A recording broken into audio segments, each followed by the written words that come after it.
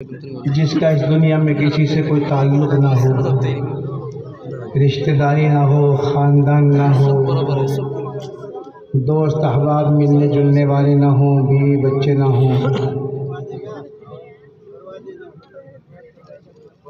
تو انسان اپنی زندگی میں بہت سارے کام اللہ کی مرضی کے خلاف صرف اس وجہ سے کرتا ہے کہ اس کے گھر والے یا اس کے خاندان والے یا اس کے رشتہ دار یا اس کے دوست احباب اس کو مجبور کرتے ہیں۔ کتنے بھائی ہمارے ایسے ہیں کہ جب ان کو کسی ایسے کام سے روکنے کی کوشش کی جاتی ہے جو شریعت کے خلاف ہو، تو ایک جواب یہ دیا جاتا ہے کہ دین سے زیادہ دنیا سنبھالنی بھاری ہے۔ منشا ان کا یہ ہوتا ہے کہ دین میں تو صرف ایک اللہ اس کے رسول کو راضی رکھنا ہے، اور دنیا کو سنبھالنے کے لیے بہت سارے لوگوں کو راضی رکھنا پڑتا ہے۔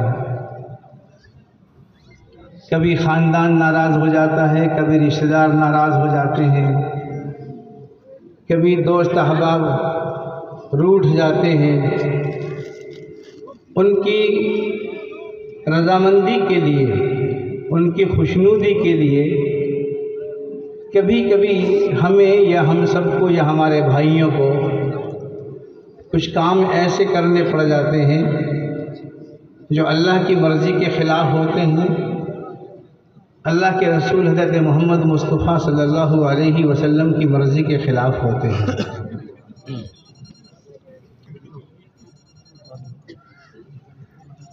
حضور اکرم صلی اللہ علیہ وسلم نے اس حدیث میں یہ بات ارشاد فرمائی کہ جو آدمی اللہ کو ناراض کر کے، اللہ کے رسول کو ناراض کر کے اپنے دوست احباب، اپنے خاندان،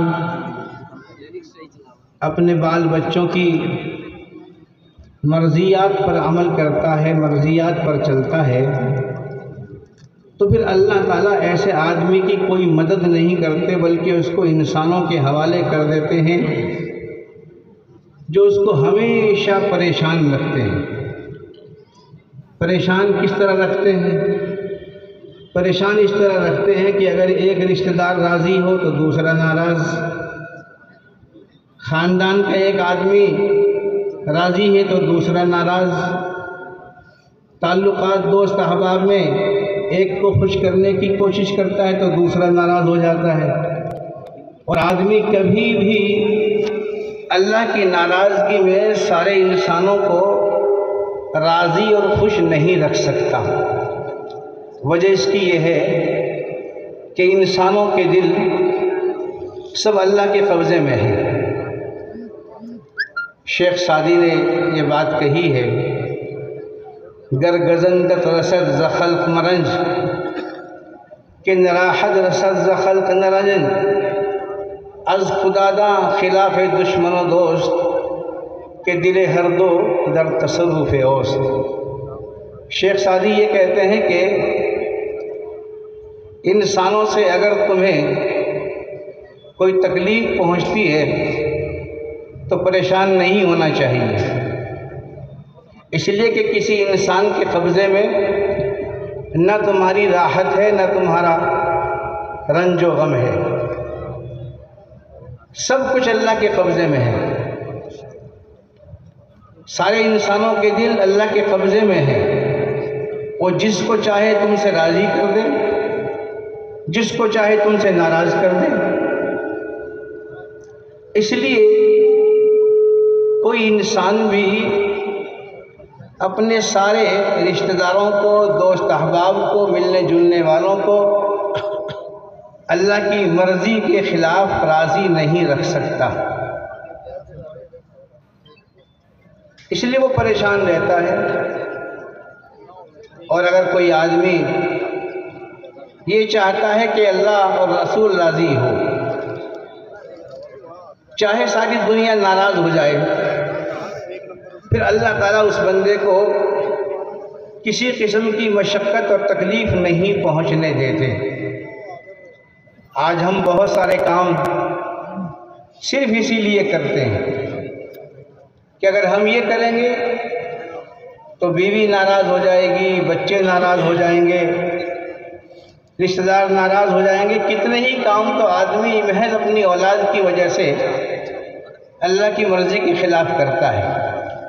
اسی لیے اللہ تعالیٰ نے قرآن کریم میں فرمایا ہے، یا ایھا الذین آمنوا ان من ازواجکم واولادکم عدوا لکم فاحذروہم، کہ تمہاری بیویاں، تمہارے بچے تمہارے دشمن ہیں۔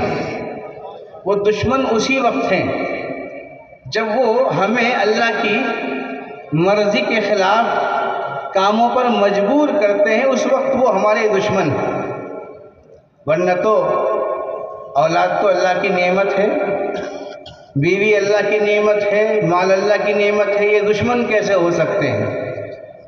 دشمن اسی صورت میں ہے یہ جب آدمی اپنی بیوی کی وجہ سے یا اپنی اولاد کی وجہ سے یا اپنے دوسرے تعلقات کی وجہ سے ہمیں اللہ کے خلاف کام کرنے پر مجبور کر دیں۔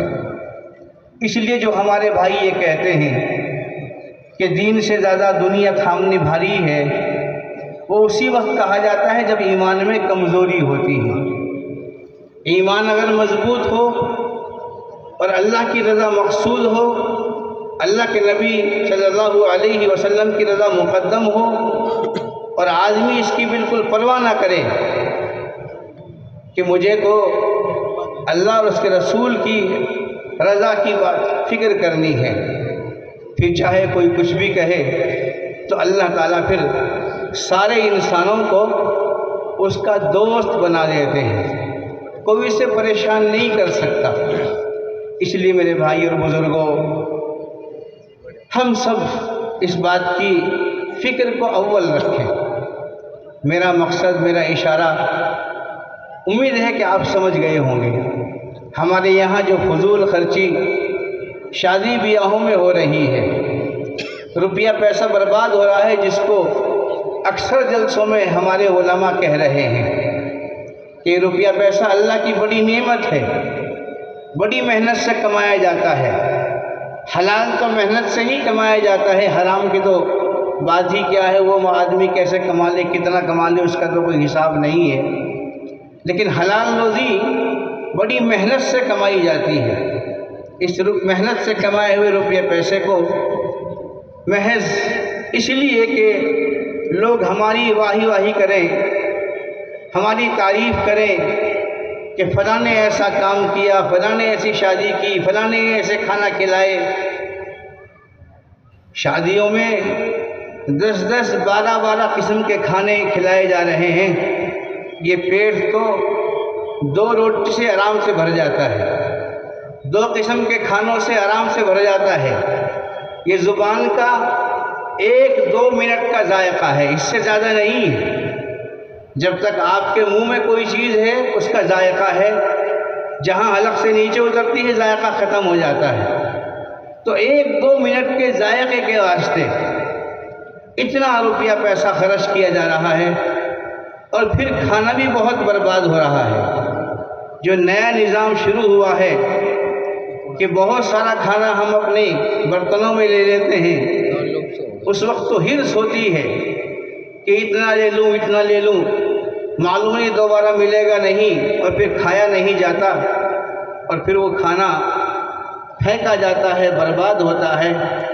تو کئی خرابیاں ہیں، فضول خرچی ہے، کھانے کی بربادی ہے، اور سب سے بڑی خرابی ہے ریاکاری۔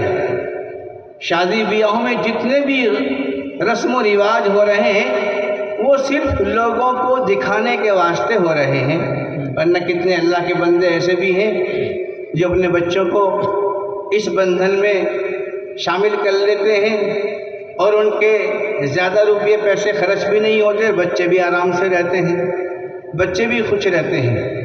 اس لیے میرے بھائیوں اس مختصر سی بات یہی ہے کہ ہم سب کو اللہ کی رضا مقدم رکھنی چاہیے، اللہ کے رسول حضرت محمد مصطفیٰ صلی اللہ علیہ وسلم کی خوشنودی کو مقدم رکھنا چاہیے۔ یہ انسان جو ہمیں غلط راستے پر ڈالتے ہیں یہ ہمارے دوست نہیں ہیں، ہمارے خیر خواہ نہیں ہیں، بلکہ یہ ہمارے بدخواہ ہیں، ہمارے دشمن ہیں۔ حضور اکرم صلی اللہ علیہ وسلم کی حدیث ہے کہ اچھے مشیر اور اچھے وزیر یہ بھی اللہ کی نعمت ہے۔ اگر کسی آدمی کو اچھے مشورہ دینے والے لوگ مل جائیں یہ اللہ کی بڑی نعمت ہے۔ اکثر ہمیں غلط مشورے دینے والے لوگ ملتے ہیں اور ہمیں انہی کے مشورے اچھے بھی لگتے ہیں۔ اس لیے میرے بھائیوں اللہ تعالیٰ نے ہمیں چونکہ اپنی مرضیات پر عمل کرنے کے لیے دنیا میں بھیجا ہے، ہمارے دنیا میں آنے کا منشا مقصد ہی یہی ہے، اس لیے اللہ کی رضا کو مقدم رکھیں، اللہ کی مرضیات پر چلنے کی کوشش کریں۔ اللہ تعالیٰ ہم سب کو اپنی خوشنودی اپنی مرضیات پر چلنا آسان فرمائے۔ وآخر دعوانا ان الحمد للہ رب العالمین۔